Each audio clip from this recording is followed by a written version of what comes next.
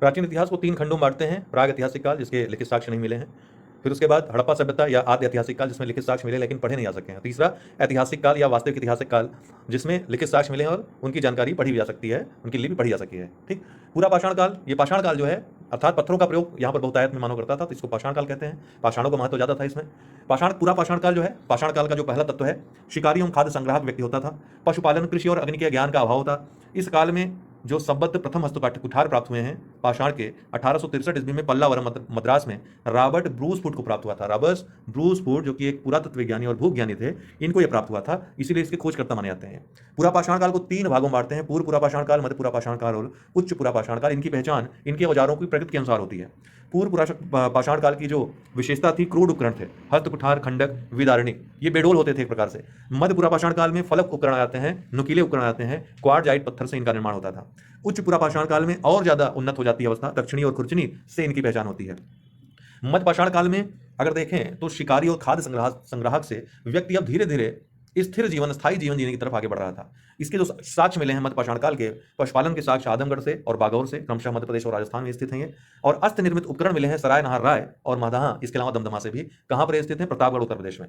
नौ पाषाण काल में खाद्यान्नों का सबसे पहले उत्पादन। अभी तक प्राकृतिक रूप से मनुष्य घूमता था, फिरता था, कुछ खाया, हाँ अच्छा लगा, पेट भर गया, तो उसने धीरे धीरे स्वाद लेना शुरू कर दिया था। लेकिन जब वो फेंकता है अचानक से कि कोई बीज खाकर फेंक दिया और देखा कि वहां पौधा उगाया, फिर उसने ये महसूस किया कि हाँ इस तरीके से खेती की जा सकती है, उगा सकते हैं हम, तब वास्तव में खाद्यान्नों का उत्पादन शुरू किया मनुष्य ने। और आग का प्रयोग भी इसी काल में, नवपाषाण काल की सबसे बड़ी उपलब्धि अगर मानी जाती है तो आग के खोज की मानी जाती है। विभिन्न स्थल और प्राप्त साक्ष्य। लहुरादेव नवपाषाण काल स्थल है ये, इनका क्या क्या प्राप्त हुआ है? तो ये भारत में स्थित है, संत कबीर नगर में लहुरादेव। चावल का प्राचीनतम साक्ष्य यहाँ से मिला है। न केवल चावल का बल्कि खेती के भी सर्वाधिक प्राचीनतम साक्ष्य कहीं से मिले हैं तो लहुरादेव से मिले हैं। पहले माना जाता था कि मेहरगढ़ खेती के प्राचीनतम साक्ष्य वाला स्थान है, लेकिन नहीं, मेहरगढ़ भारतीय उपमहाद्वीप में गेहूं के प्राचीनतम साक्ष्य यहाँ से मिले हैं। मेहरगढ़ से पाकिस्तान में स्थित है, जहां पे गेहूं के प्राचीनतम साक्ष्य मिले हैं, जबकि खेती के या चावल के दोनों पूछे तो लहुरादेव है, उत्तर प्रदेश में स्थित है, संत कबीर नगर में। गुप्त कराल और बुर्जहोम, ये दोनों ही यहाँ से कृषि एवं पुष्पपालन। मानव कंकाल, कुत्ते का कंकाल एक साथ मिला है और गर्त आवास के साक्ष्य यहाँ पर मिले हैं। बुर्जहोम और गुप्त कराल में जम्मू कश्मीर में स्थित है। संगन कल्लू, पिकलीहल और उतनूर, इनको राग का टीला कहा जाता है, ये भी नवपाषाणकालीन स्थल है। विभिन्न स्थल और संबंधित साक्ष्य। दमदमा, एक ही कब्र में 3 मानव कंकाल यहाँ मिलते हैं। आदमगढ़, मध्य पाषाण काल के अंतिम चरण में पशुपालन के साक्ष्य यहाँ मिले हैं। मेहरगढ़, आदमगढ़ कहाँ है? मध्य प्रदेश में स्थित है, ठीक है। मेहरगढ़ पाकिस्तान में स्थित है, प्राचीनतम स्थायी जीवन का प्रमाण यहाँ से मिलता है।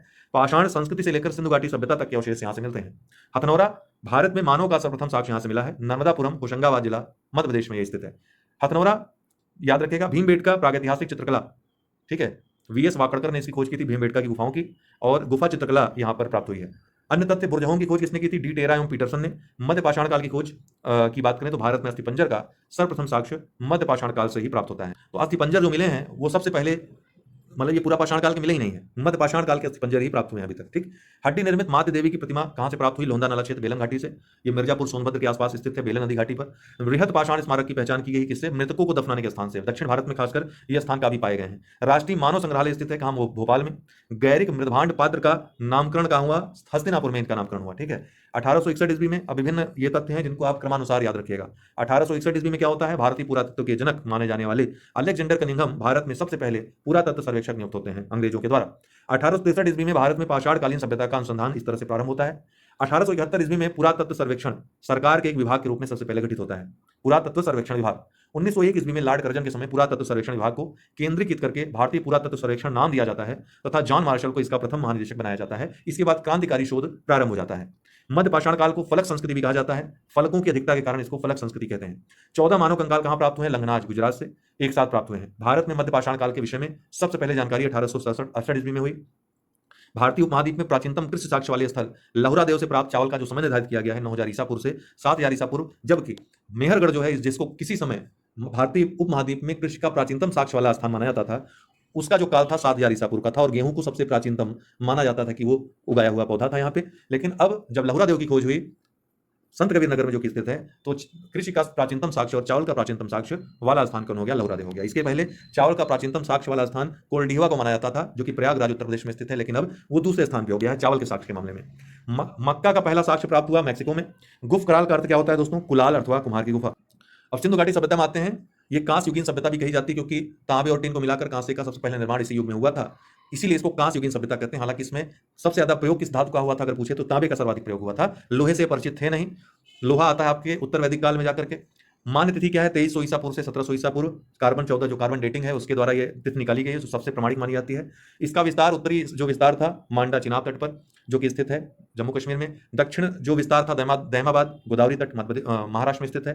पूर्वी जो है छोर मेरठ के आलमगीर में हिंडन नदी के तट पर। पश्चिमी छोर सूदगा गंडोर दाश तट पर है पाकिस्तान में। ठीक, सिंधु सभ्यता के महत्वपूर्ण स्थल और वहां पर खोज, उसके उत्खननकर्ता, कब हुई खोज और प्राप्त क्या हुआ यहाँ से। हड़प्पा की अवस्थिति कहाँ है? मांडगोमरी जिला पंजाब में पाकिस्तान में रावी नदी के बाएं तट पर। दयाराम साहनी, राय बहादुर दयाराम साहनी ने इसका उत्खनन किया था। खोज वर्ष का था 1921 में इसकी खोज हुई थी। सबसे पहले हड़प्पा की ही खुदाई हुई थी, इसीलिए इस सभ्यता को हड़प्पा सभ्यता भी कहते हैं। यहां से क्या प्राप्त हुआ? विशाल अन्नागार शवाधान R37 जिसका नाम है। नित्य मुद्रा का खंडित धड़, आयताकार मुहर पर स्त्री के गर्भ से निकलता पौधा। मोहनजोदड़ो सिंधु नदी के दाएं तट पर स्थित है, लरकाना जिला पाकिस्तान में। राखाल दास बनर्जी ने इसकी खोज की 1922 में। वृहत स्नानागार, विशाल अन्नागार, नर्तकी की कांसे की नर्तकी की मूर्ति, एक मुद्रा पर पद्मासन की मुद्रा में विराजमान एक योगी का चित्र है। इसके 3 मुख हैं। लोथल भोगवा नदी के तट पर है, अहमदाबाद गुजरात में। SR राव ने इसकी खोज की थी 1955 में। 3 युगल समाधियां यहां से मिली हैं। डाक यार्ड गोदीबाड़ा या बंदरगाह यहां से मिला है। मनके बनाने का कारखाना यहां मिला है। हाथी दांत का पैमाना मिला है। धौलावीरा जो सर्वाधिक विकसित नगर माना जाता है हड़प्पा सभ्यता का, जो एकमात्र हड़प्पा सभ्यता का स्थल है जिसको यूनेस्को विश्व धरोहर स्थल घोषित किया गया है। कच्छ का रंग गुजरात में स्थित है। RS बिष्ट ने इसकी खोज 1990-91 में इसका वृहत खुदाई की थी इसकी। हालांकि इसकी सबसे पहले खोज जो की थी 1967-68 में JP जोशी द्वारा की गई थी। उन्नत जल प्रबंधन व्यवस्था के लिए जाना जाता है। शैल के जलकुंड यहाँ पाया जाता है। 10 चिन्हों वाला एक शिलालेख, चित्राक्षर लिपि वाला शिलालेख मिला है, हालांकि इसको पढ़ा नहीं जा सका है। कालीबंगा हनुमानगढ़ राजस्थान में स्थित है। BB लाल और BK थापर ने इसकी खोज की थी 1961 में। कच्ची ईंटों के बने भवन, हालांकि देखिए जो हड़प्पा सभ्यता में ज्यादातर निर्माण हुआ है पक्की ईंटों का हुआ है प्रयोग, लेकिन यहाँ कच्ची ईंटों के बने भवन भी मिलते हैं। कालीबंगा में जुते हुए खेत के साक्ष्य मिलते हैं। भूकंप आने के साक्ष्य मिलते हैं। प्रायः सभी घरों में कुएं यहाँ पर मिलते हैं। राखी गढ़ी, घग्गर, अभी सरस्वती नदी तो है नहीं, तो अभी घग्गर नदी है, तो घग्गर नदी के तट पर स्थित है, हिसार हरियाणा में। सूरज भान ने इसकी खोज की थी, भारत में स्थित। अगर मोहनजोदड़ो भारत में होता तो वो सबसे बड़ा होता। तो पूरे हड़प्पा सभ्यता का सबसे बड़ा स्थल तो मोहनजोदड़ो है, लेकिन वो है पाकिस्तान में। भारत में स्थित हड़प्पा सभ्यता का सबसे बड़ा स्थल राखी गढ़ी है। ठीक है। बनावली जो कि रंगोई नदी किनारे स्थित है, फतेहाबाद हरियाणा में। RS बिष्ट ने इसकी खोज की थी 1973-74 में। पक्की मिट्टी की बनी हल की प्रतिकृति यहां से मिली है। रोपड़ सतलज नदी के तट पर है, पंजाब में। यज्ञदत्त शर्मा ने 1953-56 के बीच इसकी खुदाई की थी। मनुष्य के साथ पालतू कुत्ता दफनाए जाने का साक्ष्य यहां से मिला है। अब वेदों की बात कर लेते हैं। वेदों की कुल संख्या 4 है। वैदिक आर्यों की भाषा संस्कृत थी। बोगाज को अभिलेख में उल्लिखित वैदिक देवताओं का नाम भी मिलता है। क्या? इंद्र, वरुण, मित्र और नासर, तीनों देवताओं का नाम मिलता है। ऋग्वैदिक कालीन सबसे महत्वपूर्ण देवता इंद्र थे। 250 सूक्त इंद्र के नाम है। अग्नि के नाम ये दूसरे प्रमुख देवता थे जिनके नाम 200 सूक्त हैं। वेदों के संकलनकर्ता महर्षि कृष्ण द्वैपायन वेद व्यास थे। सबसे प्राचीन वेद ऋग्वेद को माना जाता है। वेद त्रयी में अथर्ववेद नहीं आता है। इसमें 3 जो वेद आते हैं, ऋग्वेद, सामवेद और यजुर्वेद आते हैं। ऋग्वेद में कुल 10 मंडल हैं, जिसमें से प्राचीनतम जो है 2 से 7 तक हैं, बाकी बाद में जोड़े गए। वैदिक साहित्य का विकास अगर देखें तो संहिताएं 4 हैं प्रमुख, ऋग्वेद, यजुर्वेद, सामवेद, अथर्ववेद। वेदों को अपौरुषेय कहा जाता है, अर्थात ये किसी ने रचना नहीं की थी इनकी, इनको डायरेक्ट ईश्वर ने प्रदान किया था। संहिता कौन कौन से हैं? संहिता के अंतर्गत, वैदिक संहिता के अंतर्गत 4 आते हैं, ऋग्वेद, यजुर्वेद, सामवेद और अथर्ववेद। यजुर्वेद ये गद्य और पद्य दोनों में है। ब्राह्मण संहिता के भाष्य के रूप में लिखे गए ग्रंथ हैं। आरण्यक ब्राह्मण ग्रंथों के परिशिष्ट हैं, इनकी रचना वनों में हुई थी। उपनिषद आरण्यक का विशिष्ट भाग है, ये भारतीय दर्शन के स्रोत माने जाते हैं। वेद और उपवेद, ऋग्वेद का जो उपवेद है आयुर्वेद है, ऋत्विक अर्थात इसके जो पुरोहित हैं, होता या होत्री हैं। संकलन इसमें ऋचाओं का संकलन है। यजुर्वेद इसका उपवेद धनुर्वेद है। ऋत्विक या इसके जो पुरोहित हैं अध्वर्यु हैं। संकलन यज्ञ कर्म से संबंधित सूक्त इसमें दिए गए हैं। सामवेद इसका जो उपवेद है गंधर्ववेद है, इसके जो पुरोहित हैं उद्गाता है। संकलन क्या है? इसमें गीतों का संकलन है और भारतीय संगीत का इसको स्रोत, प्रमुख स्रोत माना जाता है। अथर्ववेद इसका उपवेद शिल्प वेद है। ऋत्विक अर्थात इसके जो पुरोहित हैं ब्रह्म हैं या ब्रह्मा है। संकलन इसमें तंत्र मंत्र और रोग निवारक उपाय दिए गए हैं। आयुर्वेद का विशद वर्णन जो है अथर्ववेद में किया गया है, इसीलिए कभी कभी आयुर्वेद को अथर्ववेद से जुड़ा हुआ या अथर्ववेद का उपवेद भी मान लिया जाता है। लेकिन दरअसल उपवेद की बात करें तो आयुर्वेद ऋग्वेद का उपवेद है, लेकिन ऋग्वेद का अगर प्रमुख स्रोत देखें तो अथर्ववेद को माना जाता है, क्योंकि अथर्ववेद में विशद जो है व्याख्या आयुर्वेद की चिकित्सा से संबंधित की गई है। ठीक है। विभिन्न वेद, शाखा, ब्राह्मण, अरण्यक, उपनिषद और उनके बारे में विशेष। ऋग्वेद की कोई शाखा नहीं है। इसका जो ब्राह्मण ग्रंथ है ऐत्रेय कौशिकी, जिसको शंखायन बोलते हैं। अरण्यक भी ऐत्रेय कौशिकी और उपनिषद भी ऐत्रेय कौशिकी। ऐत्रेय ब्राह्मण में बहुत महत्वपूर्ण है। राजसू यज्ञ एवं सतयुग, त्रेता, द्वापर, कलयुग का वर्णन, 4 युगों का वर्णन मिलता है। किसमें? ऐत्रेय ब्राह्मण में। यजुर्वेद की 2 शाखाएं हैं दोस्तों, कृष्ण यजुर्वेद और शुक्ल यजुर्वेद। शुक्ल यजुर्वेद की उप शाखाएं भी हैं। कौन कौन? काठक, कपिष्टल, मैत्रायणी और तैत्रीय। वहीं शुक्ल यजुर्वेद की भी शाखाएं हैं, कण्व और माध्यन्दिन। कण्व या वाजस्नेयी संहिता और माध्यन्दिन। कृष्ण यजुर्वेद से संबंधित जो अरण्यक है दोस्तों, कौन है? ब्राह्मण ग्रंथ है, तैत्रीय है। अरण्यक उपनिषद कौन है? तैत्रीय मैत्रायणी, श्वेताश्वर और कठोपनिषद, ये उपनिषद हैं किससे संबंधित? कृष्ण यजुर्वेद से संबंधित। ठीक है। वहीं अगर शुक्ल यजुर्वेद की बात करें तो इसका जो ब्राह्मण ग्रंथ है शतपथ ब्राह्मण है। इसका जो अरण्यक है बृहदारण्यक है। इसके जो उपनिषद हैं ईशोपनिषद और बृहदारण्यक उपनिषद। विशेष बातें यजुर्वेद के बारे में, तमसो मां ज्योतिर्गमय यह कथन बृहदारण्यक उपनिषद से लिया गया है। शतपथ ब्राह्मण में याज्ञवल्क्य मैत्रेयी संवाद, जल प्लावन की कथा, विदेह जो राजा विदेह माधव हैं उनकी कथा, पुरूरवा उर्वशी का आख्यान, ये सभी उल्लेख हैं। वहीं बृहदारण्यक उपनिषद में ही याज्ञवल्क्य गार्गी संवाद भी है। कठोपनिषद में यम नचिकेता संवाद का वर्णन है। ये सभी यजुर्वेद से संबंधित है। स्त्रियों को यज्ञोपवीत धारण करने का अधिकार, जनेऊ धारण करने का अधिकार तैत्तरीय उपनिषद देता है। ठीक है। अब सामवेद जो अंतिम तीसरा वेद है, महत्वपूर्ण वेद, इसकी जो शाखाएं हैं कौथुम, राणायनी और जैमिनी। इसके जो ब्राह्मण साहित्य हैं पंचविंश या तांड, छांदोग्य, जैमिनीय और खडविंश। इसके जो अरण्यक हैं छांदोग्य और जैमिनीय। इसके जो उपनिषद हैं छांदोग्य उपनिषद और केन उपनिषद। छांदोग्य उपनिषद सबसे प्राचीन उपनिषद है, ध्यान रखिएगा। सर्वप्रथम इसी उपनिषद में कृष्ण का उल्लेख है। इसमें सत्यकाम, जावाल कथा, उद्यालक, आरुणी और श्वेत केतु संवाद का उल्लेख है। ब्रह्मचर्य, गृहस्थ एवं वानप्रस्थ नामक 3 आश्रमों का उल्लेख छांदोग्य उपनिषद में किया गया है। अंतिम वेद अथर्ववेद है। इसकी जो शाखाएं हैं शौनक और पिप्लाद। इसका जो ब्राह्मण है गोपथ है। इसका अरण्यक कोई नहीं है। इसके जो उपनिषद हैं मुंडकोपनिषद, मांडुक्य उपनिषद और प्रश्नोपनिषद। ठीक, मुंडकोपनिषद में सत्यमेव जयते का उल्लेख है। सबसे छोटा उपनिषद जो है उपनिषदों में कौन सा है? मांडुक्य उपनिषद है। दिशाएं, उत्तर वैदिक शब्द उनके लिए और राजा का नाम क्या था? तो पूर्व दिशा को प्राची कहा जाता था और राजा का नाम सम्राट होता था। पश्चिम दिशा को प्रतीची कहा जाता था, वहां के राजा स्वराट कहलाते थे। उत्तर के राजा उदीची कहलाते थे, उत्तर को उदीची कहते थे और वहां का राजा विराट कहलाता था।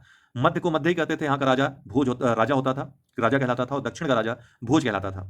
प्रमुख दर्शन और उनके प्रवर्तक चारवाक के चारवाक हैं, योग के पतंजलि, सांग के कपिल, न्याय के गौतम, पूर्व मीमांसा के जैमिनी, उत्तर मीमांसा के बादरायण, वैशेषिक के कणाद। ऋग वैदिक कालीन नदियां, उनके आधुनिक नाम क्या है? तो कुब को कुर्रम कहते हैं, कुभा को काबुल कहते हैं, वितस्ता को झेलम कहते हैं, अस्किनी को चेनाब कहते हैं, परुष्णी को रावी, शतुद्री को सतलज, विपाशा को व्यास, सदानीरा को गंडक, दशदती को घग्गर और गोमती को गोमल, सुवस्तु को स्वात। ऋग्वैदिक कालीन देवता किससे संबंधित है? तो इंद्र का संबंध युद्ध का नेता एवं वर्षा के देवता से है। अग्नि का देवता और मनुष्य के बीच मध्यस्थ का। वरुण पृथ्वी एवं सूर्य के निर्माता, समुद्र का देवता, विश्व के नियामक और शासक, सत्य का प्रतीक, ऋतु परिवर्तन और दिन रात का कर्ता। द्यौ जो है ये आकाश का देवता होता था, सबसे प्राचीन देवता माना जाता है इसे। सोम वनस्पति देवता होता था। उषा प्रगति एवं उत्थान के देवता। अश्विन विपत्तियों को हरने वाले देवता। पूषण पशुओं का देवता। विष्णु विश्व के संरक्षक एवं पालन करता। और मरुत आंधी तूफान का देवता। दशराग युद्ध, ऋग्वेद के 7वें मंडल में इस युद्ध का उल्लेख है। प्रत्येक पक्ष में आर्य एवं अनार्य की भागीदारी थी। ध्यान रखिएगा, ऐसा नहीं कि दोनों पक्ष, एक पक्ष आर्य था दूसरा अनार्य, नहीं, दोनों पक्षों में भागीदारी थी। ये रावी नदी के तट पर लड़ा गया था, परुष्णी जिसको कहते थे। भारतों के राजा सुदास जो त्रिशु राजवंश से संबंधित थे, इनके खिलाफ 10 राजाओं के संघ ने युद्ध किया था। पंचजन तथा 5 लघु जनजातियों अलिन, पक्त, भलानस, शिव और विषारणी के राजा इसमें सम्मिलित थे। सुदास इसमें अंतिम रुसई विजयी होते हैं। इनके पुरोहित कौन होते हैं? वशिष्ठ इनके पुरोहित होते हैं। ठीक है। वैदिक शब्द और इनके अर्थ क्या थे? तो कृष्ण अयस ये लोहे के लिए प्रयुक्त होता था। आपको पता है कि वैदिक कालीन, खासकर उत्तर वैदिक काल में लोहे की जानकारी हो गई थी। ठीक है। तो कृष्ण अयस लोहा कहते थे। कुसीद ऋण को, कुसीदिन ऋणदाता को, तक्षक या तक्षा बढ़ई को, वेकनाट सूदखोर को, अरित्र पतवार को, स्पष्ट गुप्तचर को। प्रमुख नदियां जो ऋग्वेद की थी, सरस्वती सबसे पवित्र नदी थी। सरस्वती को अन्य नाम नदी तमा, देवी तमा, माते तमा कहा गया था। सिंधु ऋग्वेद में सर्वाधिक बार उल्लेखित नदी कोई है तो सिंधु है। अन्य नाम इसका क्या था? हिरण्यनी। आर्थिक महत्व के कारण इसको ये नाम दिया गया था। परावत जो अरब सागर है उसको परावत कहा जाता था। सिंधु नदी के गिरने का स्थान ये होता था। ठीक है। इसको क्या कहा जाता था? ये अरब सागर में स्थित था परावत, जहां सिंधु नदी गिरती है। अभी सिंधु नदी कहाँ गिरती है दोस्तों? तो अभी ये कराची के पास गिरती है। ठीक है। तो उसी स्थान को जो अरब सागर में जहां पर कराची के पास गिरती है परावत कहा जाता था। ग्रामीण ग्राम के मुखिया को विश्वपति विश्व का प्रमुख होता था। उपाध्याय जीविका पार्जन के लिए वेद पढ़ाने वाला अध्यापक होता था। सभा कुलीन और वृद्धों की संस्था होती थी। समिति सर्वसाधारण की संस्था होती थी। ग्रामीण आर्यों की मूल संस्कृति जो थी वो ग्रामीण थे ये। अश्मचक्र रहट की चरखी को कहा जाता था। व्यापार अदला बदली प्रणाली पर आधारित था, वस्तु विनिमय की प्रणाली पर। एक राट सर्वोच्च शासक होता था। अथर्ववेद के अनुसार जो सर्वोच्च शासक होता था वो एक राट होता था।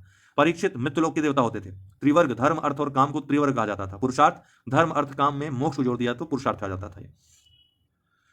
द्वितीय नगरी क्रांति जो 16 महाजनपद थे उनकी राजधानी और क्षेत्र वर्तमान में कहाँ है? तो अंग की राजधानी चंपा थी, जिसका जो क्षेत्र है वर्तमान में भागलपुर, मुंगेर बिहार में।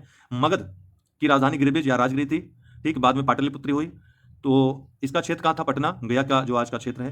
काशी की राजधानी वाराणसी थी, वाराणसी के आसपास का क्षेत्र उत्तर प्रदेश। वत्स की राजधानी कौशाम्बी थी, इलाहाबाद के आसपास का क्षेत्र था ये। वज्जी की राजधानी वैशाली, विदेह और मिथिला थी। वैशाली मुजफ्फरनगर एवं दरभंगा के आसपास का जो क्षेत्र है बिहार का इसके अंतर्गत आता है। कौशल की राजधानी श्रावस्ती थी। फैजाबाद, गोंडा, बहराइच का क्षेत्र इसके अंतर्गत आता है। अवंती की राजधानी उज्जैन जो उत्तरी अवंती थी उज्जैन थी। दक्षिणी अवंती की राजधानी महिष्मती थी। मालवा मध्य प्रदेश का क्षेत्र इसके अंतर्गत आता है। मल्ल की राजधानी कुशावती थी या कुशीनगर। देवरिया बस्ती गोरखपुर का क्षेत्र इसके अंतर्गत आता है। पांचाल की राजधानी अहिच्छत्र थी। काम्पिल्य भी थी, उत्तरी पंचाल की अहिच्छत्र, दक्षिणी पंचाल की काम्पिल्य, बरेली, बदायूं, फर्रुखाबाद का क्षेत्र इसके अंतर्गत आता है। चेत की राजधानी शक्तिमती या शुक्तिमती थी, बुंदेलखंड उत्तर प्रदेश का क्षेत्र इसके अंतर्गत आता है। कुर्ग की राजधानी इंद्रप्रस्थ थी, दिल्ली, मेरठ, हरियाणा के कुछ क्षेत्र इसके अंतर्गत आते हैं। मत्स्य की राजधानी विराटनगर थी, जयपुर, अलवर, भरतपुर राजस्थान के आसपास का क्षेत्र इसके अंतर्गत आते हैं। कंबोज की राजधानी हाटक थी, राजौरी और हजारा क्षेत्र इसके अंतर्गत आते हैं। और सूरसेन की राजधानी मथुरा थी, मथुरा उत्तर प्रदेश में स्थित है स्थान। अश्मक एकमात्र दक्षिण भारतीय ये महाजनपद था जिसकी राजधानी पोटली या पोतन थी, गोदावरी नदी क्षेत्र, दक्षिण भारत का एकमात्र महाजनपद था ये। गांधार की राजधानी तक्षशिला थी, रावलपिंडी एवं पेशावर पाकिस्तान में ये स्थित है। विभिन्न राजा और इनका राज्य का क्या था। अश्वपति केके के राजा थे, जनक विदेह के राजा थे, प्रवाहण जाबाली पांचाल के राजा थे, अजातशत्रु काशी के राजा थे। सिंधुवाटी सभ्यता नगरी सभ्यता थी, उत्तर वैदिक समाज कृषक समाज था, ठीक है, उत्तर वैदिक समाज कृषक समाज था। ऋग वैदिक समाज चारागाह से संबंधित था, ठीक है, पहले वो चारागाह पशुओं को चारा अपना चराने के लिए चारागाह की खोज में आए थे, बाद में यहाँ बस गए, खेती वगैरह करने लगे तो कृषक हो गए, तो ऋग वैदिक समाज चारागाह था, उत्तर वैदिक समाज कृषक हो गया, लेकिन थे ग्रामीण ही, सम्मिलित रूप से जो वैदिक कालीन समाज था ग्रामीण समाज था मुख्यतः। मध्यकाल यहाँ पर सामंतवादी जमींदारी आ गई, ठीक, तो ये मिलान के लिए भी आया है, PYQ है आपका। प्रमुख जैन तीर्थंकर हैं, उनके प्रतीक चिन्ह एक दृष्टि में एक बात बता दें आपको, याद रखिएगा, यहाँ निर्वाण स्थल दिया है तो केवल 4 लोगों का आपको याद रखना है, 4 को छोड़ करके बाकी सब का जो मोक्ष प्राप्ति हुई थी निर्वाण स्थल वो सम्मेद शिखर है, झारखंड में जो स्थित है वर्तमान में, ठीक है, गिरिडीह में। 4 लोगों का आपको याद रखना है, किसका किसका याद रखना है। पहला तो पहले तीर्थंकर जो ऋषभ देव थे, कैलाश पर्वत स्थित अष्टापद जहाँ पर 8 सीढ़ियाँ स्थित है उसके नाम पर नाम रखा गया है अष्टापद, तो अष्टापद में इनको निर्वाण की प्राप्ति हुई थी ऋषभ देव को। दूसरा जो वासु पूज्य हैं 12वें तीर्थंकर थे, उनको चंपापुर भागलपुर बिहार में स्थित है, वहीं पर उनका जन्म भी हुआ था, निर्वाण भी हुआ था, वासु पूज्य का। तीसरा आपको नेमिनाथ का याद रखना है अरष्टनेम या नेमिनाथ, इनका जो है निर्वाण स्थल उर्जयंत जो गुजरात में स्थित है, गुजरात में जो गिरनार की पहाड़ी वहां पर स्थित उर्जयंत है, वहां पर इनको प्राप्त हुई थी। और चौथा आपको याद रखना है महावीर स्वामी का, जो अंतिम तीर्थंकर थे 24वें तीर्थंकर, इनको पावापुरी में निर्वाण की प्राप्ति हुई थी। बाकी सबको सम्मेद शिखर में प्राप्ति हुई थी, 20 तीर्थंकर को सम्मेद शिखर झारखंड में निर्वाण की प्राप्ति हुई, मोक्ष की प्राप्ति हुई थी। बाकी प्रतीक चिन्ह सबका याद रख लीजिए, मुख्य मुख्य याद रख लीजिए, बाकी सब याद ही हो जाएगा। तो ऋषभ देव का बैल था, अजितनाथ का हाथी, शंभुनाथ का अश्व, पद्म प्रभु का कमल, सुपार्श्वनाथ का स्वास्तिक चिन्ह, मल्लिनाथ का कलश, नेमिनाथ का नीलकमल, नमिनाथ का नीलकमल, नेमिनाथ या अरष्टनेम का शंख, पार्श्वनाथ का सर्प, महावीर स्वामी का सिंह। सही सुमेलन ये पूछा जा चुका है। पीतल की बुद्ध की मूर्ति कांगड़ा से प्राप्त हुई, कांसे की बुद्ध की मूर्ति सुल्तानगंज से प्राप्त हुई है, बैठे हुए बुद्ध की मूर्ति मानकुंवर से प्राप्त हुई है, और पार्श्वनाथ की मूर्ति भोजपुर से प्राप्त हुई है। महावीर स्वामी का परिचय अगर देखें तो ज्ञान प्राप्त इनको जिम्बिक ग्राम के समीप ऋजुपालिका नदी के तट पर शाल वृक्ष के नीचे हुआ था। प्रथम उपदेश इन्होंने राजगृह में बराकर नदी के तट पर दिया था। उपदेश इन्होंने प्राकृत या अर्धमागधी भाषा में दिया था। इनकी मृत्यु 527 ईसा पूर्व में हुई थी, पावापुरी में मल्ल गणराज के सस्तिपाल के राजप्रसाद में। इनका जन्म 599 ईसा पूर्व में कुंडग्राम वैशाली में हुआ था। इनके पिता सिद्धार्थ ज्ञात्रिक कुल के प्रधान थे। इनकी माता त्रिशला अथवा विदेह दत्ता लिच्छवी के राजा चेटक की बहन थी। बचपन का इनका नाम वर्धमान था। पत्नी इनकी यशोदा थी, कुंडिन्य गोत्र की जो कि कन्या थी। पुत्री इनकी अनुजा अथवा प्रियदर्शनी। दामाद एवं प्रथम शिष्य जो बने थे, जो सबसे पहले उपदेश इनसे प्राप्त किया था, वो था जामाली। जैन संगीतियां जो 2 हुई थी, प्रथम हुई थी पाटलिपुत्र में 300 ईसा पूर्व में, स्थूलभद्र चंद्रगुप्त मौर्य का उस समय शासन था, ध्यान रखिएगा, स्थूलभद्र की अध्यक्षता में हुआ था। द्वितीय 512 ईस्वी में वल्लभी में हुआ था, गुजरात में। देवर दिगण क्षमा श्रवण इसके अध्यक्ष थे, ध्यान रखिएगा। प्रथम जो संगीति हुई थी जैन संगीति, इसी में जो जैन धर्म था 2 संप्रदायों, जो दिगंबर और श्वेतांबर, इसमें विभाजित हो गया था। गौतम बुद्ध बौद्ध धर्म के प्रवर्तक हैं, इनके बारे में देख लीजिए। 563 ईसा पूर्व में लुम्बिनी में जन्म होता है इनका। पिता इनके शुद्धोदन थे, कपिल वस्तु के शाक्य गण के प्रधान थे। माता इनकी माया देवी या महामाया थी, कोली वंश की, कोली गणराज की कन्या थी। बचपन का नाम इनका सिद्धार्थ था। इनका पालन मौसी प्रजापति गौतमी के द्वारा किया गया था। इनकी पत्नी यशोधरा थी, शाक्य कुल की थी। पुत्र इनके राहुल थे। ज्ञान प्राप्ति इनको उरुवेला बोधगया में निरंजना फल्गु नदी के तट पर पीपल वृक्ष के नीचे हुआ था। प्रथम उपदेश इन्होंने सारनाथ के मृगदाओं में दिया था, ऋषिपत्तन में, और इस घटना को धर्मचक्र प्रवर्तन के नाम से जाना जाता है। बौद्ध संघ में प्रथम महिला कौन थी? प्रजापति गौतमी, इनकी जो माँ थी, पालन जिन्होंने इनका किया था। मृत्यु इनका 483 ईसा पूर्व में हो गया था। मृत्यु स्थल मल्लों की राजधानी कुशीनगर में उत्तर प्रदेश में हुआ था। उपदेश इन्होंने पाली भाषा में दिए थे अपने, ठीक है। सुत्त पिटक, अभिधम पिटक और विनय पिटक, ये त्रिपिटक हैं बौद्ध धर्म के। पहले 2 पिटकों की जो रचना हुई थी, पहले वाले जो समिति थी बौद्ध संगीत जो हुई थी उसके बाद हुई थी, तो विनय पिटक का संकलन इनके शिष्य उपाली ने, और सुत्त पिटक का संकलन इनके शिष्य आनंद द्वारा किया गया था। सुत्त पिटक ये बौद्ध की जो सामान्य उपदेश इन्होंने दिए थे उन्हीं का संकलन है। विनय पिटक बौद्ध जो मठ है वहां पर किस तरह के आचरण का पालन किया जाए, आचार विचार के बारे में है, इसका संकलन उपाली ने किया था। अभिधम पिटक की रचना अंतिम बौद्ध संगीत के बाद हुई थी, ठीक है, और इसका संकलन किया था मोगली पुत्र तिस्स ने। नहीं, जो मोगली पुत्र तिस्स ने की थी अभिधम पिटक की का जो संकलन, तो ये तृतीय बौद्ध संगीत में इसकी रचना हुई थी अभिधम पिटक की। विनय और सुत्त पिटक की रचना ये प्रथम बौद्ध संगीत के बाद हुई थी, पहले और तीसरे में याद रखिएगा। बौद्ध संगीतियां तो पहली बौद्ध संगीति हुई राजगृह में, रावय पाक से याद रखिएगा, पहली राजगृह में, द्वितीय वैशाली में, तृतीय पाटलिपुत्र में, चतुर्थ कुंडलवन कश्मीर में, ठीक। पहली हुई थी 483 ईसा पूर्व में। देखिए ये चारों बौद्ध संगीतियां बुद्ध के मृत्यु के बाद हुई थी, ये याद रखिएगा। इसके अध्यक्ष महाकश्यप थे, शासक अजातशत्रु था उस समय, ठीक है। राजगृह में किसका शासन था? अजातशत्रु का। द्वितीय जो संगीति हुई थी 383 ईसा पूर्व में वैशाली में, अध्यक्ष इसके सभाकामी या सर्वकामी थे। कालाशोक या काकवर्ण उस समय का शासक था। तृतीय हुई थी 247 ईसा पूर्व में पाटलिपुत्र नामक स्थान पे, पाटलिपुत्र में हुआ था, ठीक है, वर्तमान पटना में। मोगलीपुत्तिस उसकी अध्यक्षता किया था और अशोक का शासन था उस समय। चौथी हुई थी ईसा की प्रथम शताब्दी में, पहली शताब्दी में, कुंडलवन कश्मीर में, और वसुमित्र इसके अध्यक्ष थे, उपाध्यक्ष अश्वघोष थे। कनिष्क के शासनकाल में ये संगीति हुई थी, बौद्ध संगीति। बौद्ध धर्म की जो प्रमुख मान्यताएं हैं, आत्मा के अस्तित्व में विश्वास नहीं करता है, जबकि जैन धर्म जो है आत्मा को क्या मानता है, कंटिन्यू मानता है, शाश्वत मानता है, ठीक है। वैदिक कर्मकांड का विरोध बौद्ध धर्म की प्रमुख मानता है। वेदों की वैदिक, चूंकि वैदिक कर्मकांड का विरोध कर रहे हैं, वेदों को अस्वीकार कर रहे हैं, इसलिए नास्तिक धर्म है। वेदों की अपौरुषेयता का विरोध ये करते हैं कि वेद की रचना भगवान ईश्वर ने सीधे की है, ठीक है, इसकी उत्पत्ति हुई है, ये वेद को रचित मानते हैं, मानव रचित। कर्म, पुनर्जन्म तथा मोक्ष में ये विश्वास करते थे, ध्यान रखिएगा, कर्म, पुनर्जन्म और मोक्ष में ये विश्वास करते हैं।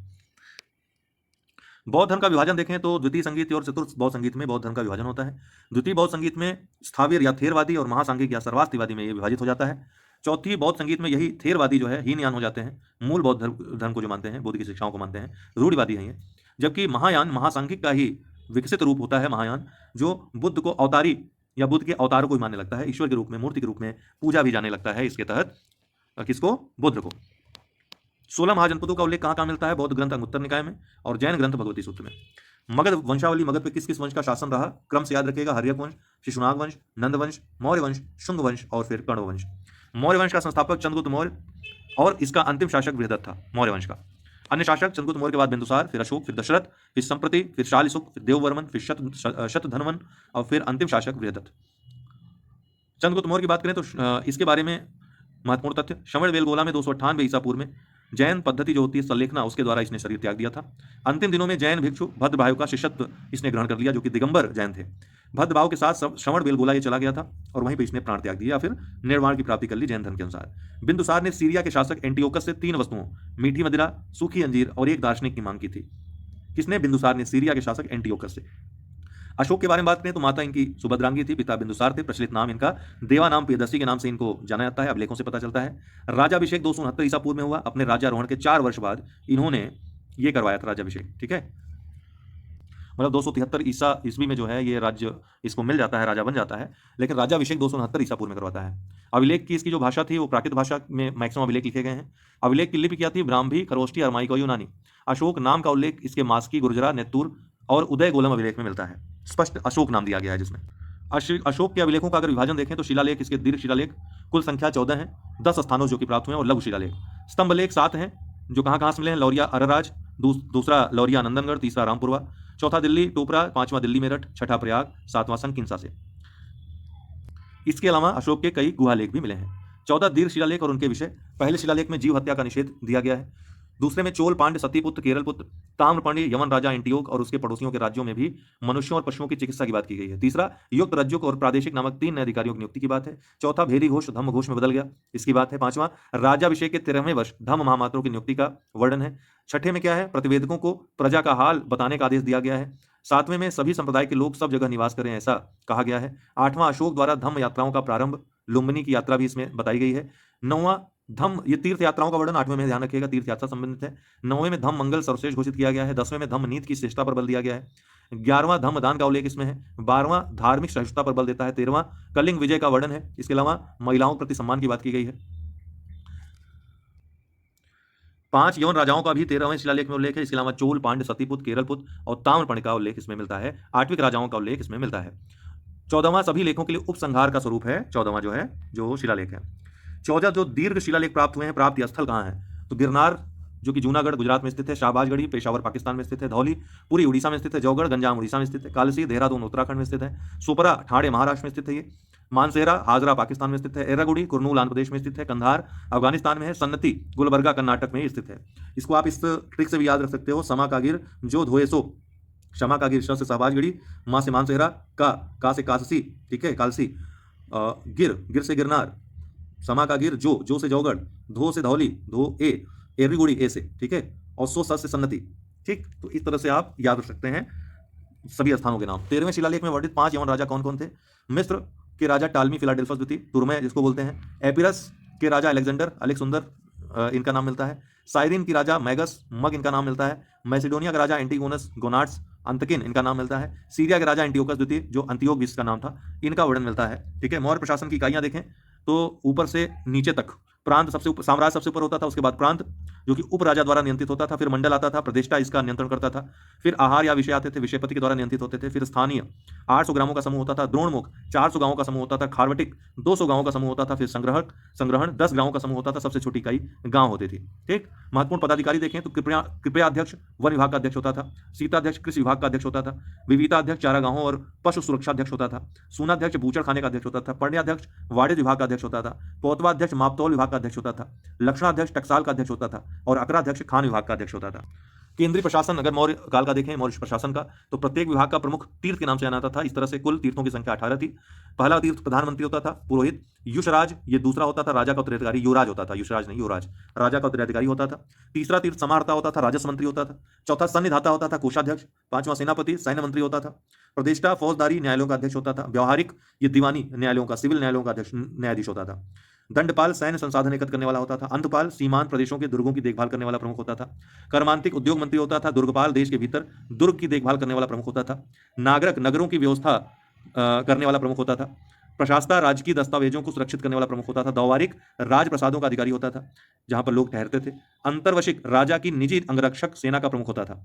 आटविक वन विभाग का प्रमुख होता था। मंत्री परिषदाध्यक्ष मंत्री परिषद का प्रमुख होता था और नायक सेना का संचालन करता होता था। प्रमुख कर जो थे, पिंड कर गांव पर कर होता था, भाग भूमि पर कर होता था, बलि धार्मिक उपकर होता था, प्रणय आपातकालीन कर होता था, हिरण्य नगद कर होता था, विष्टि बेगार होती थी, उदयक भाग ये सिंचाई कर होता था, गुलमदेय सैनिकों का शुल्क होता था। तो ये सभी विभिन्न कर थे जो उस समय वसूले जाते थे। संगम युग में तमिल क्षेत्र के 3 राज्य चोल, चेर तथा पांड्य का शासन था। पांड्य राजाओं के संरक्षण में 3 संगमों का आयोजन किया गया था। पहला संगम मदुरै में हुआ था, इसके अध्यक्ष अगस्त ऋषि थे। संकलन वर्तमान में एक भी ग्रंथ इसका उपलब्ध नहीं, ध्यान रखिएगा। द्वितीय जो हुआ था कपाटपुरम में हुआ था, अगस्त ऋषि और तोलाकापियर इसकी अध्यक्षता किए थे। एकमात्र ग्रंथ इस समय का तोलकापियम उपलब्ध है, जिसकी रचना तोलाकापियर ने की थी। तृतीय हुआ था मदुरै में, नकीरर ने इसकी अध्यक्षता की थी। कई ग्रंथ इसके उपलब्ध हैं। प्रशासनिक विभाजन देखें दक्षिण में तो मंडलम सबसे ऊपर होता था, ठीक है, जो प्रांत होता था मंडलम कहते थे। फिर कोट्टम और वलनाडु, कोट्टम या वलनाडु आते थे, जैसे आज का मंडल है, जैसे आज डिविजन्स होते हैं, ठीक है, कमिश्नरी इसको आप कह सकते हो। इसके नीचे जिला आता था जिसको नाडु बोलते थे, ठीक। उसके नीचे कुर्रम आता था जो कई गांवों का संघ होता था, और कुर्रम के नीचे सबसे छोटी इकाई होती थी ग्राम या उर होती थी। क्या बोला जाता था? उर या ग्राम सभा, इसको उर भी बोला जाता था। विभिन्न जो ग्रंथ थे उनके लेखक शिलापादिकारम के लेखक इडांगो अडिगल थे। मणिमेखले के लेखक शीतलय सत्यनाथ थे। जीवक चिंतामणि के तिरुतक्कदेवर थे। तुलक्कापियम के तुलक्कापियर थे। कुरल के तिरुवल्लुवर थे। गुप्त वंश में आ जाइए, 275 से 550 ईस्वी तक जिसने शासन किया। इसके प्रमुख जो शासक थे श्रीगुप्त इसके संस्थापक थे। फिर घटोत्कच आते हैं। चंद्रगुप्त प्रथम जो इसका वास्तविक संस्थापक माना जाता है, प्रमुख गुप्त शासक माना जाता है। इसी ने 319 ईस्वी में गुप्त संवत की शुरुआत की थी। इनकी पत्नी कुमार देवी थी। समुद्रगुप्त इसके बाद आते हैं। सर्वाधिक प्रतापी राजा जो थे, पत्नी इनकी दत्ता देवी थी। उसके बाद काच तथा रामगुप्त का शासन आता है कुछ समय के लिए। फिर और प्रतापी राजा चंद्रगुप्त द्वितीय आते हैं। चंद्रगुप्त द्वितीय जिन्होंने विक्रमादित्य की उपाधि धारण की थी। ध्रुव देवी तथा कुबेर नागा इनकी पत्नियां थीं। कुबेर नागा से उत्पन्न जो पुत्री थी प्रभावती गुप्ता, वो सर्वाधिक प्रसिद्ध और सबसे ज्यादा प्रभावशाली महिला थी गुप्त वंश की। कुमार गुप्त प्रथम इनकी पत्नी थी अनंत देवी। इसके बाद स्कंद गुप्त आते हैं, फिर पूर्व गुप्त आते हैं, फिर कुमार गुप्त द्वितीय आते हैं, फिर बुद्ध गुप्त आते हैं और फिर लास्ट में विष्णु गुप्त आते हैं। चंद्रगुप्त प्रथम 319 से 335 ईस्वी तक इनका शासनकाल रहता है। सोने का सिक्का जारी करने वाला प्रथम गुप्त शासक यही था। गुप्त संवत इन्होंने ही प्रारंभ किया था 319 ईस्वी में। समुद्रगुप्त की बात करें तो अश्वमेध यज्ञ इन्होंने किया था। 335 से 375 ईस्वी तक शासनकाल था। अश्वमेध प्रकार के सोने के सिक्के इन्होंने जारी किए थे। इनकी उपाधि भारत का नेपोलियन इनको कहा जाता है। विंसेंट स्मिथ ने ये उपाधि इनको दी थी। हरिखेड़ की प्रयाग प्रशस्त में समुद्रगुप्त की विजयों का उल्लेख किया गया है। चंद्रगुप्त द्वितीय की बात करें 375 से 415 ईस्वी, मेहरौली लौह स्तंभ का संबंध इन्हीं से है। चंद्र इनका नाम उसमें वर्णित है। विक्रमादित्य की उपाधि इन्होंने धारण की थी। समकालीन चीनी यात्री जो आया था इनके शासनकाल में फाहियान था। इन्होंने रजत सिक्का, चांदी का सिक्का सबसे पहले जारी किया था गुप्त शासक। ये पहले थे जिन्होंने रजत सिक्का जारी किया था। चांदी का सिक्का जारी करने वाला पहला गुप्त शासक यही था। चंद्रगुप्त द्वितीय के दरबार के जो नवरत्न थे, इनके दरबार में नवरत्न थे। कौन कौन थे? छपड़क जो फलित ज्योतिष संबंधित थे। वररुचि व्याकरण संबंधित थे। कालिदास कवि और लेखक थे। धन्वंतरी चिकित्सक थे। शंकु वास्तुकार थे। वारामिहिर खगोल विज्ञानी और ज्योतिषी थे। घटकरपर, इनके बारे में विशेष रूप से मैं उल्लेख करना चाहूंगा। इंटरव्यू में, पीसीएस के इंटरव्यू में एक बार घटकरपर के बारे में पूछा था। वैद्य जी, उस समय कोई वैद्य करके थे, इंटरव्यूअर थे। पीसीएस यूपी पीसीएस का इंटरव्यू था, उसमें पूछा था घटकरपर के बारे में जानते हो? बेताल भट्ट जादूगर थे और अमर सिंह कोशकार थे। अमरकोश की रचना इन्होंने की थी। ठीक है, 12 तरह की भूमियों का इन्होंने वर्णन अमरकोश में किया है, कृषि भूमियों का। स्कंदगुप्त ने हूणों को अंतिम रूप से पराजित किया था। ध्यान रखिए, हूणों का काफी आक्रमण हुआ था और स्कंदगुप्त ने हूणों को बहुत जबरदस्त तरीके से हराया था। गुप्तकालीन महत्वपूर्ण अभिलेख, कुमार गुप्तकालीन जो अभिलेख थे, कुमार गुप्त से संबंधित जो अभिलेख हैं, तो धनदेह ताम्रपत्र अभिलेख जो राजशाही बांग्लादेश में स्थित है, बैग्राम ताम्रपत्र अभिलेख जो बोगरा में स्थित है, ताम्रलेख है ये, बांग्लादेश में स्थित है, दामोदर ताम्रपत्र दिनाजपुर बांग्लादेश में स्थित है, वत्स भट्ट रचित मंदसौर अभिलेख प्राचीन मालवा में स्थित है और वहां पर यशोवर्मन का भी एक अभिलेख है, ठीक, मंदसौर में। गढ़वा अभिलेख प्रयागराज उत्तर प्रदेश में है, करमदंडा अभिलेख एटा उत्तर प्रदेश में है, मनकुंवर अभिलेख प्रयागराज उत्तर प्रदेश में है और तुमैन अभिलेख ग्वालियर मध्य प्रदेश में है, सभी कुमार गुप्त से संबंधित है। स्कंदगुप्त से संबंधित अभिलेख जूनागढ़ अभिलेख सौराष्ट्र गुजरात में, भीतरी स्तंभलेख गाजीपुर उत्तर प्रदेश में, सूपिया अभिलेख रीवा मध्य प्रदेश में स्थित है, इनसे संबंधित। और एरण अभिलेख ये कहाँ स्थित है, सागर मध्य प्रदेश में, ये सभी स्कंदगुप्त से संबंधित हैं। एरण अभिलेख में सती प्रथा का वर्णन है दोस्तों, ठीक है। जो प्रशासनिक इकाइयां थी गुप्त काल में, सबसे ऊपर होता था साम्राज्य, फिर प्रांत होता था भुक्त या भोग इसको बोलते थे, इसका जो प्रमुख होता था उपरिक या भोगपति होता था, फिर विषय आता था जो जिला था, इसका जो प्रमुख होता था विषयपति होता था, फिर उसके नीचे वीथ नगर आते थे जिसका प्रमुख वीथ महत्तर होता था, और उसके नीचे गांव आते थे जिसका प्रमुख ग्रामिक होता था, ठीक। क्रय विक्रय की जो इकाई या मुद्रा थी उस समय, चांदी के सिक्के को रूपक, तांबे के सिक्कों को माशक, स्वर्ण के सिक्कों को दिनार कहा जाता था, ठीक। कालिदास की रचनाएं कौन कौन थी इनके समय में कालिदास थे, तो कुमार संभव महाकाव्य था, रघुवंश महाकाव्य था, ऋतु संहार खंड काव्य था, मेघदूत खंड काव्य था, अभिज्ञान शाकुंतलम नाटक था, विक्रमोर्वशीय नाटक था और मालकांग मित्र नाटक था। तो कौन कौन सा नाटक था, कौन खंड काव्य था, दो महाकाव्य थे, कुमार संभव और रघुवंश। मंदिर निर्माण का जो सबसे पहले साक्ष्य मिलता है, जो शुरुआत मानी जाती है गुप्त काल से मानी जाती है, जो नागर शैली है मंदिर निर्माण की, यहीं से उत्पन्न होती है। तो भारत में मंदिर निर्माण कला का शुभारंभ जो होता है गुप्त काल में होता है। इस समय जो प्रमुख मंदिर थे बनाए गए थे, सिरपुर का लक्ष्मण मंदिर जो महासमुंद छत्तीसगढ़ में स्थित है, देवगढ़ का दशावतार मंदिर जो ललितपुर उत्तर प्रदेश में स्थित है, नचना कुठार का पार्वती मंदिर जो पन्ना मध्य प्रदेश में है, तिगवा का विष्णु मंदिर जबलपुर मध्य प्रदेश में स्थित है, भूमरा का मंदिर जो कि नागौद मध्य प्रदेश में स्थित है, और भितर गांव का कृष्ण मंदिर कानपुर उत्तर प्रदेश में स्थित है। फिर पुष्यभूति वंश या फिर वर्धन वंश इसमें आते हैं। इसके जो प्रमुख शासक थे, इसके संस्थापक पुष्यभूति थे, उसके बाद उनका पुत्र हर्षवर्धन शासक होता है, सबसे महान शासक होता है इसका। फिर राजवर्धन द्वितीय, प्रभाकर वर्धन, आदित्य वर्धन, राजवर्धन प्रथम और फिर नरवर्धन, ठीक है। ये सभी प्रमुख शासक होते हैं किसके, वर्धन वंश के। शासनकाल देखें, हर्षवर्धन का सबसे प्रमुख शासक था 606 से 647 ईस्वी। इनके पिता प्रभाकर वर्धन थे, माता यशोमती थी, उपनाम इनका शिलादित्य था। उपाधि शकलोत्तर पथनाथ की थी। रचनाएं इनकी प्रियदर्शिका, रत्नावली, नागानंद। इन्होंने 3 नाटकों की भी रचना की थी। प्रियदर्शिका, रत्नावली, नागानंद। राजधानी क्या थी, कन्नौज या महोदय श्री, इनको इसको बोलते थे कन्नौज को पहले, ठीक है। हालांकि पहले थानेश्वर थी, बाद में कन्नौज या महोदय श्री। यहाँ ये बहुत विकसित था और काफी फेमस था उस समय। तो सही सुमेलन इस प्रकार है। उत्तरापथ की राजधानी जो थी दोस्तों तक्षशिला थी, दक्षिणापथ की सुवर्णगिरी थी, मध्य देश की राजधानी पाटलिपुत्र थी और कलिंग की राजधानी तोशिली थी। वहीं अवंतिरट्ट की राजधानी उज्जैनी थी। विभिन्न संवत्सर या संवत, विक्रम संवत 57 ईसा पूर्व, शक संवत 78 ईस्वी, जो कि भारतीय सरकार ने जिसको अपनाया है, सरकारी अपना ये वो है, लेकिन जो हिंदू त्योहार वगैरह है ना, उसका जो कैलेंडर होता है वो विक्रम संवत के अनुसार होता है। गुप्त संवत 320 ईस्वी या 319 ईस्वी, ये सबसे मुख्य है। कलि संवत 3102 ईसा पूर्व, ठीक है, कलि संवत। रवि कीर्ति ये पुलकेशिन द्वितीय के दरबारी थे। भवभूति कन्नौज के यशोवर्मन के दरबारी थे। दंडी नरसिंह वर्मन के दरबारी थे। हरिखेण प्रयाग प्रशस्त इन्होंने लिखा था, ये समुद्रगुप्त के दरबारी थे। अधोलिखित सुमेलित हैं, फाहियान 399 से 414 ईस्वी आया, वेनसांग 629 से 645 ईस्वी में हर्षवर्धन के काल में आया, इत्सिंग 672 से 655 ईस्वी में भारत आए थे। अलमसूदी ये 915 ईस्वी में भारत आया था, 957 नहीं, हालांकि पीवाईक्यू पूछा गया था, तो 915 ईस्वी में आया था, 957 में मर गया था यह। सम्राट अशोक का जो उपाधि थी प्रियदर्शी की थी, समुद्रगुप्त की पराक्रमांक की थी, समुद्रगुप्त द्वितीय की विक्रमादित्य की थी, स्कंदगुप्त की क्रमादित्य की थी। पाणिनि ने अष्टाध्यायी लिखी है, वात्स्यायन ने कामसूत्र लिखा है, चाणक्य ने अर्थशास्त्र लिखा है, कलहड़ ने राजतरंगिणी लिखी है। लाइफ ऑफ हेनसांग व्हीली की रचना है। द नेचुरल हिस्ट्री प्लिनी की है। हिस्टोरिकल फिलिपिकल पाम्पेई स्ट्रोगस की है और द हिस्टरीज हेरोडोटस की है। भारवी ने किरातार्जुनियम लिखी है। हर्ष ने नागानंद लिखी है। कालिदास ने मालिकाग्नि मित्रम लिखी है। राजशेखर ने कर्पूर मंजरी लिखी है। विशाख दत्त ये नाटककार थे, वरामहीर खगोल विज्ञानी थे, चरक चिकित्सक थे और ब्रह्मगुप्त गणिताचार्य थे। विभिन्न रचनाएं, सूरदास ने सूरसागर सूरसारावली साहित्य लहरी लिखी है। दंडी या दंडिन ने दश कुमार चरितम लिखी है। तुलसीदास ने रामचरितमानस, विनय पत्रिका और कवितावली लिखी है। कालिदास ने अभिज्ञान शकुंतलम, कुमार संभव, ऋतुसंहार, मालविकाग्नि मित्रम, विक्रमोर्वशीयम और मेघदूतम की रचना की है। बिंदुसार की उपाधि अमित्रघात की थी। अशोक की उपाधि देवानाम प्रिय या प्रियदर्शी की थी। चंद्रगुप्त प्रथम की उपाधि महाराजाधिराज की थी। चंद्रगुप्त द्वितीय की विक्रमादित्य की। हर्षवर्धन की शिलादित्य की। कनिष्क की देवपुत्र की। महत्वपूर्ण अभिलेख, संबंधित शासक, हाथी गुम्फा अभिलेख, ये तिथि रहित अभिलेख है, कलिंगराज खारवेल से संबंधित है। जूनागढ़ अभिलेख रुद्र दामन संबंधित है। नासिक अभिलेख गौतमी श्री बलश्री संबंधित है। प्रयाग स्तंभ अभिलेख समुद्रगुप्त से संबंधित है। एहोल अभिलेख पुलकेशिन द्वितीय संबंधित है। मंदसौर अभिलेख मालवा नरेश यशोवर्मन और कुमार गुप्त प्रथम से संबंधित है। ग्वालियर अभिलेख प्रतिहार नरेश भोज से संबंधित है। भीतरी एवं जूनागढ़ अभिलेख स्कंदगुप्त से संबंधित है। देवपाड़ा अभिलेख बंगाल शासक विजयसेन से संबंधित है। धनदेव का अयोध्या लेख, ये भी याद रखिएगा, धनदेव से संबंधित है या पुलकेशिन द्वितीय संबंधित, सॉरी पुष्यमित्र शुंग से संबंधित है, ठीक है। अभिलेखों का अध्ययन इपिग्राफी कहलाता है दोस्तों, ठीक। प्रमुख पल्लव शासक, तो पल्लव वंश का जो संस्थापक थे सिंह विष्णु थे, ठीक। इसके बाद महेंद्र वर्मन प्रथम शासक आते हैं, फिर नरसिंह वर्मन प्रथम आते हैं, नरसिंह वर्मन के बाद, प्रथम के बाद दोस्तों महेंद्र वर्मन द्वितीय आते हैं। महेंद्र वर्मन द्वितीय के बाद परमेश्वर वर्मन प्रथम आते हैं, फिर नरसिंह वर्मन द्वितीय आते हैं और फिर परमेश्वर वर्मन द्वितीय आते हैं। तो ये क्रम था, लेकिन प्रमुख शासकों का ही नाम यहाँ पर दिया है। इसमें प्रमुख जो बातें थी, किरात अर्जुनियम के लेखक भारवी, ये किसके दरबार में थे? सिंह विष्णु के दरबार में। महेंद्र वर्मन प्रथम के बारे में बात करें तो एकाश मंदिर निर्माण की शुरुआत इन्होंने की थी, गुफाओं को काटकर। संस्कृत नाटक मत विलास प्रहसन की रचना इन्होंने की थी। नरसिंह वर्मन प्रथम के बारे में बात करें तो 642 ईस्वी में चालुक्यों की राजधानी बादामी पर इसने अधिकार कर लिया। वातापी कोण तथा महामल्ल की उपाधि इसने धारण की थी। महाबलीपुरम, जो मामल्लपुरम है, उसके रथ मंदिर का शुभारंभ इसने किया था। नरसिंह वर्मन द्वितीय बहुत महत्वपूर्ण राजा था। ये मंदिर निर्माण की नई शैली, राजसिंह शैली का प्रयोग इसने किया। कांची के कैलाशनाथ मंदिर तथा महाबलपुरम के तटी मंदिर का, तट मंदिर का इसने निर्माण करवाया। दश कुमार चरित का जो लेखक था दंडिन, वो इसके दरबार में रहता था। चोल वंश की बात करें, संस्थापक विजयालय था। अंतिम शासक राजेंद्र तृतीय था। इसकी राजधानी तंजावुर थी, बाद में गंगईकोंड चोलपुरम इसकी राजधानी हो गई थी। चोल वंश के जो प्रमुख शासक थे परांतक प्रथम, पल्लवों का पूर्ण उन्मूलन इसी ने किया था। इसकी उपाधि जो थी मदुरै कोंड की थी। 949 ईस्वी में तक्कोलम का युद्ध राष्ट्रकूट कृष्ण तृतीय जो राजा था उससे इसका हुआ था, जिसमें जो है परांतक प्रथम पराजित हो गया था। कृष्ण तृतीय ने इसको हरा दिया था। राज प्रथम तंजावुर में वृद्धीश्वर या राजराजेश्वर मंदिर इसने बनवाया था। क्रम याद रखिएगा, राजेंद्र प्रथम, राज प्रथम था ये, राजेंद्र प्रथम, जिसका हाल ही में सिक्का इनके नाम से जारी किया प्रधानमंत्री ने।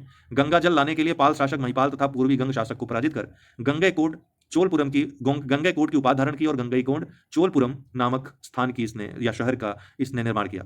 गंगईकोंड चोलपुरम में वृद्धीश्वर मंदिर का निर्माण इसने करवाया था। कुलोत्तुंग द्वितीय चिदंबरम नटराज मंदिर से गोविंद राज की मूर्ति को हटाकर इतने समुद्र में फिकवा दिया था, क्योंकि ये शैव धर्म का अनुयायी था। चोल प्रशासन की सबसे प्रमुख विशेषता थी इसके ग्राम प्रशासन की स्वायत्तता। गांवों की गतिविधियों की देखरेख के लिए समितियों की स्थापना इसने की थी, जिसे वरियम कहा जाता था। और प्रमुख समितियां जो थी गांवों की, एरी वारियम जो तालाब समिति होती थी, तोट्ट वारियम जो कि उद्यान समिति होती थी, उदासीन वारियम जो कि विदेशियों की देखरेख के लिए बनाई गई थी, और पोन वारियम जो स्वर्ण समिति थी।